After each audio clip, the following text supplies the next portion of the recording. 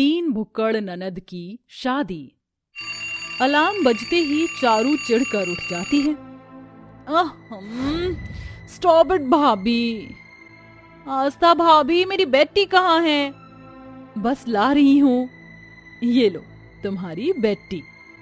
भाभी खाली चाय, सूखी साखी चाय पीऊं? आपको पता है ना, मुझे सुबह उठते ही भूख लग जाती है। नमकीन या बिस्किट या ब्रेड बटर ले आती साथ में।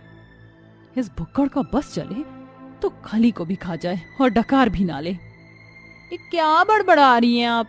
कुछ नहीं, मैं बस तुम्हारे लिए ब्रेड लाती हूँ विद लोडेड चीज बटर। आस्था चारू को ब्रेड बटर देती है, तभी नाश्ते की टेबल पर बैठी मिनी और काव्या को पोहे परोसती है। ननद जी, आज मैंने नाश्ते में गर्मा गर्म पोहे बनाए हैं, ये लो खाओ। इतने में चारू भी आ जाती है और तीनों ननद एक साथ भुक्कड़ की तरह गपागप खाने लगती हैं। तभी काव्या एक लंबी डकार मारती है। भाभी वाह, क्या बढ़िया पोहे बनाए थे आपने, मगर पेट नहीं भरा। भाभी, आज अपने हाथों के बने गर्मा गर्म छोले भटूरे खिला देना। अपनी आलसी भुक्कड़ नंद की इस बात पर बहू ने झड़प कर बोली, तुम तीनों के पास खाने की बात करने के सिवा और कोई बात नहीं है क्या? अरे कैसी भूख है तुम्हारी जो खत्म नहीं होती। और मैंने क्या मंगल बाजार में छोले भटूरे की रेडी तोड़े खोली है? अरे सुबह सुबह कैसी चिल्लम चिल्ली लगा रखी है। देखो ना मम्मी, हमने भाभी को छोले भटूरे बनाने के लिए बोला तो डांटने लगी। क्यों रे बहू, आखिर तू मेरी बेटियों के खाने पीने पर क्यों टोकती रहती है? मेरी बेटियों को जो भी खाने का मन करता है तू उन्हें बनाकर खिला दिया कर। आखिर यही तो तेरा काम है। तू इस घर की बहू है। आखिर कितने दिनों की मेहमान है ये तीनों? इन भूखी भैंस के चलते महीने भर में रसोई में डबल राशन पानी लगता है। पता नहीं ये तीनों इतना खाती हैं, मगर फिर भी हड्डियों का ढांचा है, शरीर में लगता ही नहीं। हर बार ये रोना लगाकर अपनी बात मनवा लेती हैं। फिर आस्था अपनी भुक्कड़ ननद के लिए खूब सारे छोले भटूरे बनाती है। वाओ, भाभी ने क्या गजब के छोले भटूरे बनाए हैं, एकदम मस्त, मजा आ गया। भाभी एक भटूरा और, एक मुझे भी भाभी। हाँ हाँ लाई। हे भगवान, मेरी भुक्कड़ तीनों ननद का ना तो पेट भर रहा है ना मुंह दुख रहा है। आस्था बेबी, तुम कितना काम करती हो, जब देखो किचन में ही लगी रहती हो। देखो ना, आज मौसम कितना रोमांटिक है। योगेश प्लीज, पहले ही तुम्हारी तीनों भुक्कड़ बहनों ने मेरे दिमाग की दही कर रखी है, इसलिए अपने रोमांस का कीड़ा अपने अंदर रखो और दफा हो जाओ। भाभी एक और भटूरा। आस्था आखिर के बचे भटूरे लिए गुस्से में आती है। ये लो, ये बिल्कुल आखिरी भटूरे बचे हैं। अगर इससे भी पेट ना भरे तो मुझे भी खा जाओ। तुम तीनों इतनी खाईलाल क्यों हो? जब देखो दिन भर कचर कचर कचर कचर करके तुम्हारा मुंह नहीं दुखता। तुम तीनों मेरी बात मानो और अपनी डाइट पर कंट्रोल करो, वरना अगर ऐसे ही लपेटती रही ना तो वो दिन दूर नहीं मेरी ननद रानी, जब तुम तीनों स्लीप वेल का गद्दा बन जाओगी। अपनी भाभी की बात को समझो। फिर तीनों ननद अपनी भाभी आस्था को घमंड दिखाने लगती हैं। भाभी, हमारे घर का राशन पानी आप नहीं भरवाती, समझी ना? हमारे खाने पीने के पीछे हमें टोकने की जरूरत नहीं। ठीक है, फिर मेरी बला से फूलो फलो देख लेना। एक दिन ओवरलोड ठूस ठूस कर तुम फट जाओगी ना, कहीं रिश्ता नहीं लगेगा और ना कोई भूतनी का दूल्हा बन के आएगा। अपनी बहू की ये बात मोहिनी सुन लेती है और चिंता में पड़ जाती है। बोल तो बहू ठीक ही रही है। अगर ये तीनों निकम्मियां कमरे की साइज की हो गई तो फिर शादी नहीं होगी। फिर मोहिनी अपनी तीनों भुक्कड़ बेटियों के लिए रिश्ते देखने लगती है। आस्था बहू, कल तेरी तीनों ननद को लड़के वाले देखने आ रहे हैं, तो देख लेना। ये सुनकर बहू बड़ी खुश होती है। बस बाय गॉड, जल्दी से मेरी तीनों भुक्कड़ ननद की गुड बाय हो जाए, फिर तो तेरा ही राज है आस्था। काव्या, चारू देखो, हमारी शादी की बात से भाभी कितनी खुश है। अभी देख क्या बात है भाभी, शादी की बात हमारी चल रही और मन में लड्डू आपके फूट रहे हैं। चलो भाभी, जाकर हमारे लिए पिज्जा बना कर लाओ। मगर अभी तो तुम तीनों ने डिनर किया है। भाभी वो क्या है ना, हमारा रिश्ता पक्का होने वाला, तो उस खुशी में भूख बढ़ गई है। जाकर मेरे लिए पिज्जा बनाकर लाना विद ओवरलोड बटर चीज। हाँ, और मेरे लिए समोसे कचौड़ी, और मेरे लिए मसाला डोसा। गई भैंस पानी में। इन भुक्खड़ों ने एक साथ इतना सारा खाने का ऑर्डर जो दे दिया। बेचारी आस्था किचन में लगकर अपनी तीनों भुक्कड़ ननद की फरमाइश का समोसे, कचौड़ी, पिज्जा, डोसा बनाकर उन्हें परोसती है।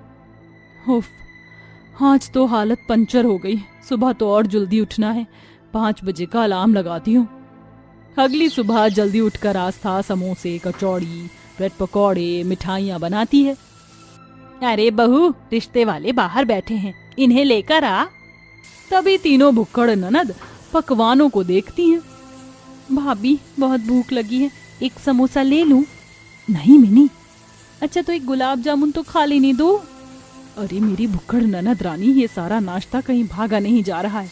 रिश्ते वाले तो बस एक आध खाकर फॉर्मेलिटी करेंगे, बाकी जो बचेगा वो तुम लपेट लेना, पर बाद में, मगर बाहर उनके सामने मत चरने लग जाना।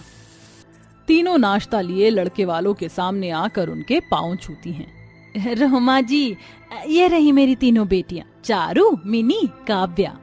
बड़ी ही प्यारी हैं, मुझे आपकी तीनों बेटियां पसंद हैं। तब तो हम रिश्तेदार हुए मम्मी जी। आंटी जी को मिठाई तो खिलाओ। मोहिनी एक मिठाई उठाकर रोमा को खिलाती है। अच्छा समधन जी, अब इजाजत दीजिए, शादी की तैयारियां भी तो करनी है। रिश्तेदारों के जाते ही तीनों नाश्ते की प्लेट पर टूट पड़ती हैं। अरे अब बस भी करो, तुम तीनों प्लेट भी पेट में रखने का इरादा है क्या? अब तो तुम तीनों की शादी भी पक्की हो गई है, अब तो भुक्कड़पन छोड़ दो। आस्था की बात का उसकी ननद पर कोई असर नहीं पड़ता। थोड़े दिन में उन्हें शादी की हल्दी मेहंदी लगना भी शुरू हो जाती है और शादी का दिन भी आ जाता है। आस्था अपनी तीनों ननद को तैयार करती है और सभी बैंक्वेट हॉल में पहुंचते हैं, जहां मंडप में उनकी शादी होती है। जिसके बाद तीनों की भाभी गहरी सांस भरते हुए कहती हैं, हो गया, शुभ मंगल सावधान। तभी तीनों की नजर शादी के खाने पर जाती है। चारों मिनी, वहाँ देखो कितना सारा खाना है, पुलाव, छोले, चाप की सब्जी, मटर पनीर। मेरे मुंह में तो पानी आ रहा है, मैं तो चली। अरे तो हम कौन सा पीछे रहेंगे, शादी हमारी है, दावत भी जमकर होगी। फिर तीनों 2-2 प्लेट में भर भर के खाना ले लेती हैं और टेबल पर बैठकर गपागप खाने लगती हैं। ओए ओए ओए, स्वाद आ गया, क्या मस्त मटर पनीर है। अबे ओ वेटर भाई, जरा जल्दी से आकर हमारी प्लेट में मटर पनीर डालो। जी अभी लाया मैडम, ये लीजिए। अबे ओ भाई साहब, इतनी कंजूसी क्यों कर रहे हो, और डालो। हाँ, क्या बढ़िया पुलाव बना है, स्वाद आ गया। अरे ओ भैया, जल्दी से जाकर 2 प्लेट और पुलाव ले आओ और भर के लाना, और सुनो, पनीर चुन चुन के लाना। शादी में आए बाराती तीनों को भुक्कड़ की तरह खाता देखकर बातें बनाने लगते हैं। काबे पाठक जी, रोमा जी ने कैसन खसे रिश्ता जोड़ लिया है। देखो तो, इनकी बहुआ एकदम हंसती है खाने में। वही तो, कैसे गाय भैंस की तरह जुगाली कर रही हैं। तभी आस्था टेबल पर आकर अपनी तीनों ननद से प्लेट छीन लेती है। आ गया स्वाद। तुम तीनों से थोड़ा भी वेट नहीं हुआ, खाने की टेबल लग ही रही थी, मगर फिर भी जीभ चलाने चली आई। तुम तीनों की भुक्कड़पंती की वजह से माँ जी और तुम्हारे भैया को कितनी बातें सुननी पड़ रही हैं। पता भी है, पेट के आगे कुछ दिखता ही नहीं है तुम्हें। तभी तीनों भुक्कड़ ननद चारों तरफ नजर घुमाकर देखने लगती हैं। लोग उन्हें देखकर हंस रहे होते हैं, जिससे तीनों को काफी बेइज्जती महसूस होती है और उनकी आंखों में आंसू भी आ जाते हैं। आई एम सॉरी भाभी, हमें आपकी बातें मान लेनी चाहिए थी। अगर हम पहले ही अपनी ज्यादा खाने की आदत को कंट्रोल कर लेती तो आज ये नहीं होता। सासू माँ प्लीज फॉरगिव मी, हम अपने खाने पर कंट्रोल करेंगे। रोमा उन तीनों की बात पर यकीन करके उन्हें घर लाकर स्वागत करती है, जिसके बाद से वह भुक्कड़पंती छोड़ देती हैं। देखिए जी, हमारी हिमानी अब बड़ी हो गई है, उसके लिए अब हमें लड़का ढूंढना चाहिए। हाँ पूर्वी, तुम बिल्कुल सही कह रही हो। मैं उसका भाई होकर उसके बारे में सोच नहीं पाता हूँ, लेकिन तुम उसकी भाभी होने का पूरा फर्ज निभाती हो। तुम बहुत अच्छी हो पूर्वी, लेकिन मुझे एक बात बहुत परेशान कर रही है। क्या बात है जो आपको परेशान कर रही है? बात यह है कि हम लोग बहुत गरीब हैं, कैसे करेंगे हिमानी की शादी? ये आपने बिल्कुल सही कहा। अब हम दोनों को कड़ी मेहनत करनी पड़ेगी। आप अपने ठेले लगाने का काम करते रहो, मैं भी कोई काम ढूंढती हूँ। पूर्वी भी उस दिन के बाद से काम ढूंढ लेती है। इसी के चलते हिमानी के दोनों भैया भाभी खूब मेहनत करके पैसे जोड़ रहे होते हैं और एक दिन एक पंडित उनके घर पर रिश्ता लेकर आते हैं। देखो ये लड़के वाले हैं और ये लड़की के भैया भाभी हैं। थोड़े गरीब हैं, बाकी आप आगे की बातें खुद कर लीजिए। मेरा बेटा विदेश पढ़कर आया है, बहुत बड़े बड़े घर से रिश्ते आते हैं उसके लिए, लेकिन मैंने सोचा कि किसी गरीब घर की बेटी से अपने बेटे की शादी करवाऊं, उसकी जिंदगी बन जाएगी। आपने बहुत अच्छा सोचा। आजकल आप जैसे सोच वाले लोग बहुत कम हैं इस दुनिया में। लेकिन हमारी कुछ मांग भी है, तो उसे पूरा करना भी जरूरी है। मांग? कैसी मांगे? आप हमें बताइए, जो भी आपकी मांगे हैं। पूर्वी के कहने पर सावित्री और सुरेश कहते हैं, हम तो ये चाहते हैं कि हमें दहेज का सारा सामान मिले और थोड़ा सोना भी मिले। मुझे देखो, मेरा बेटा बाहर विदेश से पढ़कर आया है, तो मैंने बहुत से अरमान सजाए हैं अपने बेटे की शादी के लिए। इसलिए मेहमानों के स्वागत के लिए एक हॉल बुक करा लेना। आप लोग ये कैसी बातें कर रहे हो? हम लोग बहुत गरीब हैं, हम ये सारी चीज नहीं दे सकते। पंडित जी, मैंने आपको पहले ही बताया था कि मैं कितना गरीब हूं। मैं अपनी बहन की शादी ऐसे लोगों के घर में नहीं कर सकता जिन्हें पहले से ही बहुत डिमांड हो। अरे हाँ हाँ जाओ, तुम जैसे गरीबों में करेगा ही कौन अपने बेटे की शादी जो इतना भी नहीं कर सकते। तुम चलते फिरते वो लोग हो जो घर में तो रहते हैं, लेकिन घर में एक फूट की कौड़ी नहीं मिल सकती। तभी वहां हिमानी आ जाती है और ये सब सुन लेती है। हिमानी को ये सब सुनकर बहुत गुस्सा आता है। आप लोग यहाँ पर आए और आपने नाश्ता किया, आपका काम खत्म हो गया, आप यहाँ से जा सकते हैं। बस यही बेइज्जती वाली कमी रह गई थी। चलो सावित्री, यहाँ से चलते हैं। सुरेश और सावित्री वहां से चले जाते हैं, जिसके बाद पूर्वी रोने लगती है।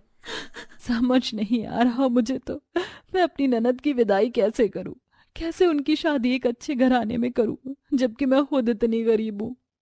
पूर्वी को रोता देख हिमानी उसके पास जाती है और उसे गले से लगाकर कहती है, आपको इस तरह रोने की जरूरत नहीं है भाभी।